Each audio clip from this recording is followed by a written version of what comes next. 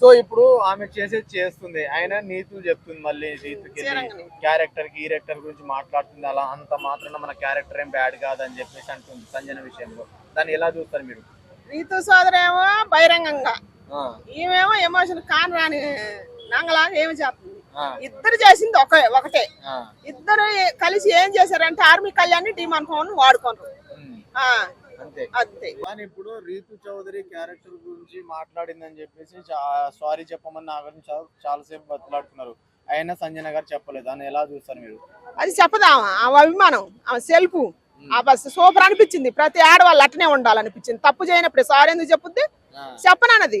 అసలు మళ్ళీ మాట్లాడితే నాగార్జున సారీ చెప్పాలా సంజనాకి. అందుకే బతిలాడుకుండు పోతనన్నా కూడా. అసలు ఈమె సంజన గారు ఏమన్నారు? రాత్రి అయితే ఇద్దరు అనుకొని కూర్చుంటారని ఆ ఒక్క వర్డే అన్నది.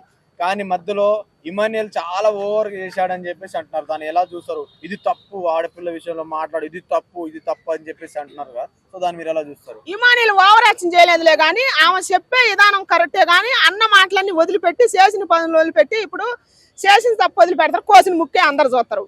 అందుకని దాని పరంగా వాళ్ళ అమ్మకి చెప్పిండు, నువ్వు చెప్పే విధానం బాగుంది కానీ ఆ జారిన మాట చూస్తారు మమ్మీ అని చెప్పిండు.